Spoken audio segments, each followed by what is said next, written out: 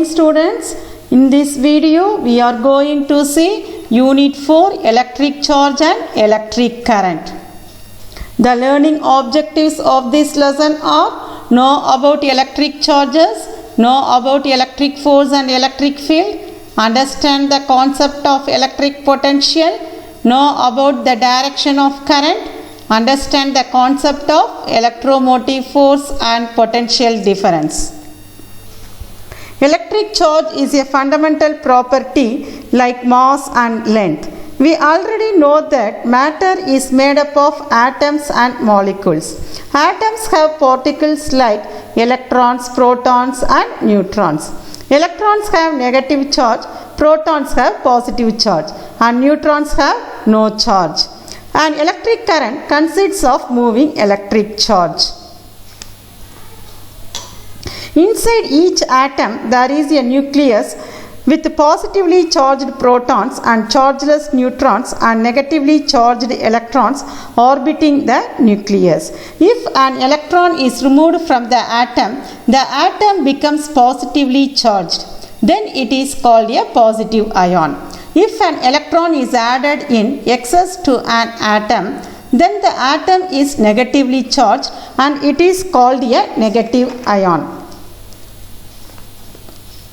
Do you know what happens when you rub a plastic comb on your dry hair? When you rub a plastic comb on your dry hair, the comb obtains power to attract small pieces of paper.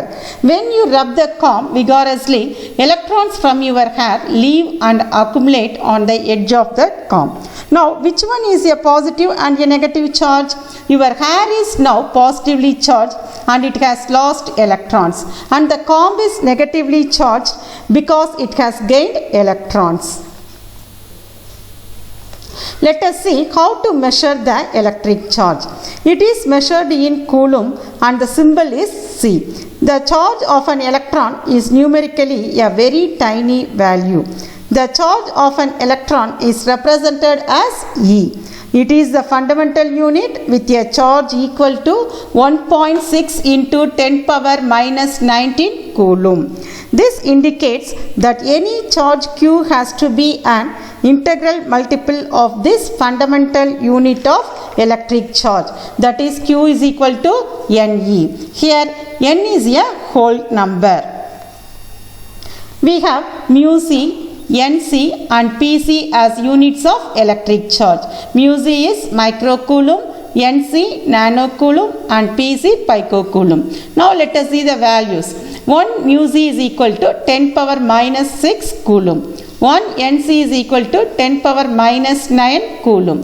1 Pc is equal to 10 power minus 12 coulomb. Electric charge is additive in nature.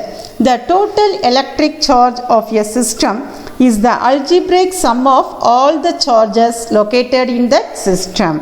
Now let us consider that a system has two charges having plus 5 coulomb and minus 2 coulomb. Then what is the total or net charge on the system? The total or net charge on the system is plus 5 coulomb plus minus 2c coulomb. Now when we add this we get 3 coulomb.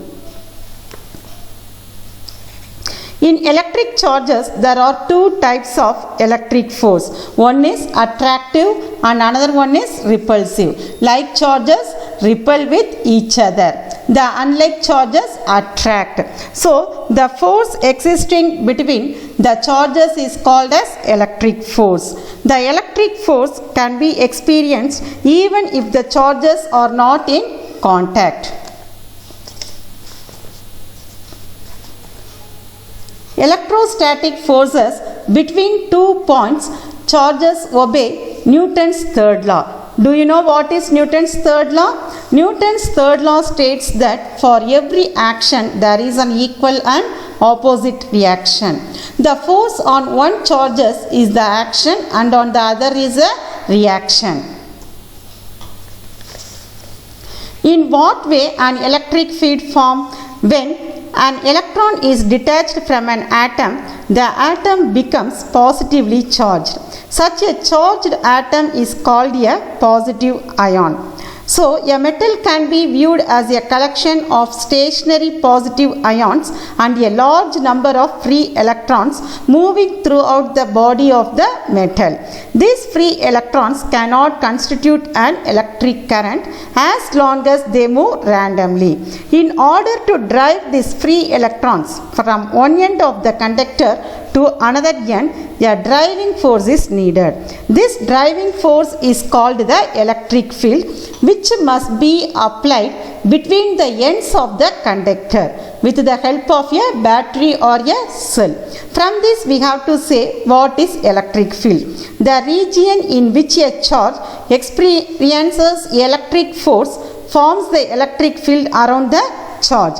How does it represent? It represents by the lines and arrowheads indicating the direction of the electric field. The direction of the electric field is same as the direction of the force that would act on a small positive charge. Therefore, the lines representing the electric field are called electric lines of force. The electric lines of force are straight or curved paths along which a unit positive charge tends to move in the electric field. Now, these lines are imaginary lines. These lines are imaginary lines. We have to find out the strength of an electric field by the field lines close to one another. For an isolated positive charge, the electric lines of force are radially outwards, and for an isolated negative charge, they are radially inwards. What is the meaning of isolated? What is the meaning of isolated? A system that does not interact with its surroundings. For example, let us take thermoflask. It is an isolated system. It does not exchange energy or matter with its surroundings. Now, what is radial? Radially means moving along a radius of the circle or directly towards the center or directly away from the center. Now, what is called electric field at a point?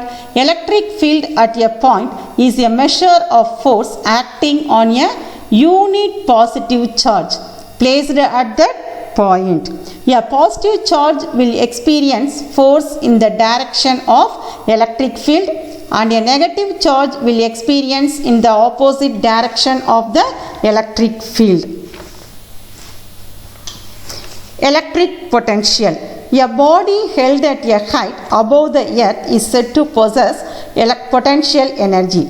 The potential energy depends on the height of the point from the earth. So, the points in the earth's gravitational field have different potential values depending upon their heights. In earth's gravitational field, a body moves from a point of greater gravitational potential to a point of lesser gravitational potential. In an electric field also we think of points to possess electric potential similar to gravitational potential. In the electric field around a positive charge, a small positive test charge moves from a point nearer to a point further away. These points around a charge are said to have a different electrical potentials. When we place a unit positive charge near a positive charge, it will move away from the charge. If a unit positive charge is moved towards the positive charge, work has to be done against the electric force of repulsion. The amount of work done in moving a unit positive charge from infinity to a point in an electric field gives the electric potential. So, we have to know that in the region of electric charge there is an electric field. Other charges also experience force in this field. There is a work done on the charges to keep them together.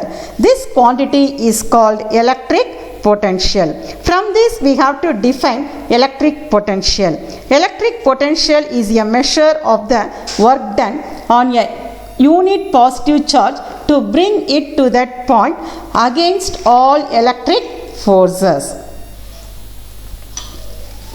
From this we have to understand what is called electric current. How does an electric current flow? a conductor contains a number of electrons. A conductor contains number of electrons which are not tightly bound and are free to move.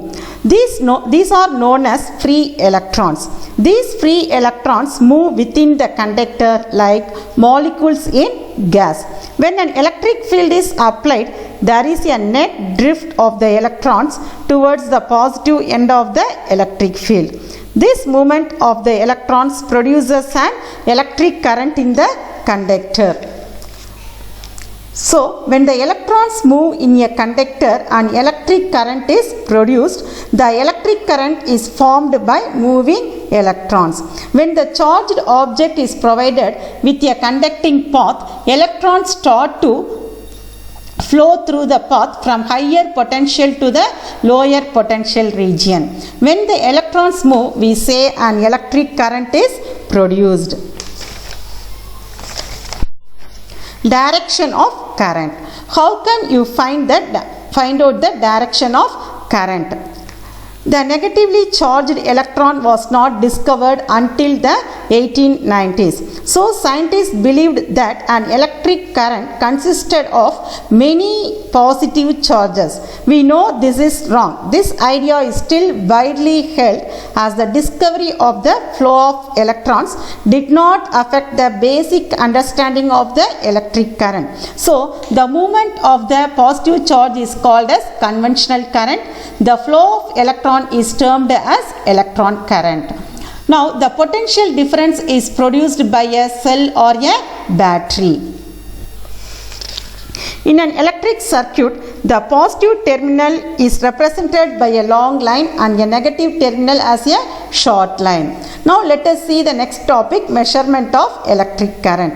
Electric current is the rate at which charges flow past a point on a circuit. That is, if Q is the quantity of charge passing through a cross section of a wire in time t, then the current I is represented as I is equal to Q by T.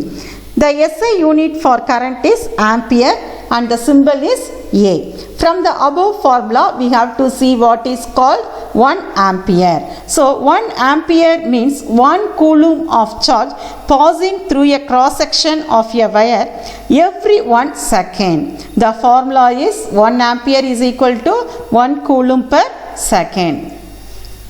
Ammeter is an instrument used to measure the strength of the electric current. Here is the ammeter. It is used to measure the strength of the current. Where do we connect the ammeter in a circuit? This ammeter is connected in series in a circuit. The current flows through the positive red terminal of ammeter and leaves from the negative black terminal. Electromotive force.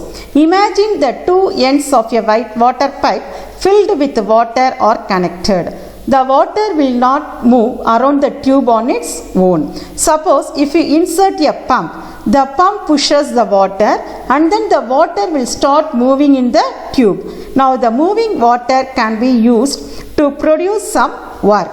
We can insert a water wheel in between the flow and make it to rotate and further use that operation to operate machinery. Likewise, if you take a circular copper wire, it is full of free electrons. They are not moving in a particular direction. For that, you need some force to push the electrons to move in a direction. For the flowing of water, we use water pump, and for the flowing of electrons we use battery. So devices like electric cells and other electrical energy sources act like pump, pushing the charges to flow through a wire or conductor. This pumping action of the electrical energy source is made possible by the electromotive force e.m.f. The e.m.f. of an electrical energy source is the work done by the source in driving a unit charge around the complete circuit. The formula for e.m.f. is epsilon is equal to W by Q, where W is the work done. The SI unit of e.m.f. is joules per coulomb or volt. From this formula, epsilon is equal to W by Q, we have to find out 1 volt. What is 1 volt? The EMF of an electrical energy source is 1 volt. If 1 joule of work is done by the source to drive 1 coulomb of charge completely around the circuit.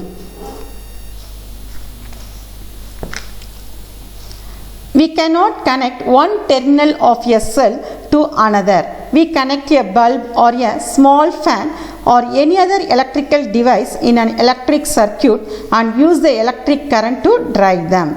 The certain amount of electrical energy provided by the cell or any other source is converted into other form of energy like light, heat, mechanical and so on. For each coulomb of charge passing through the bulb, the amount of electrical energy converted to other forms of energy depends on the potential difference across the electrical device in the circuit. The potential difference is represented by the symbol V. V is equal to W by Q. W is the work done measured in joules. Q is the amount of charge measured in coulomb. The SI unit for potential difference is volt. Do you know which instrument is used to measure potential difference? Voltmeter is an instrument used to measure the potential difference. To measure the potential difference in a circuit, the voltmeter is connected parallel to it. Here see, the voltmeter is connected parallel to the bulb. For example, if you like to find the potential difference for bulb, you need to connect the voltmeter. The positive red terminal of the voltmeter is connected to the positive side of the circuit and negative black terminal is connected to the negative side of the circuit across a component, that is across a light bulb. Now let us see the difference between electromotive force and potential difference. The SI unit for both EMF and potential difference is the same, that is volt. As the units are same, they appear the same? No, they are not. The EMF refers to the voltage developed across the terminals of an electrical source when it does not produce current in the circuit. Potential difference refers to the voltage developed between any 2 points in an electrical circuit when there is current in the circuit. Thank you, students.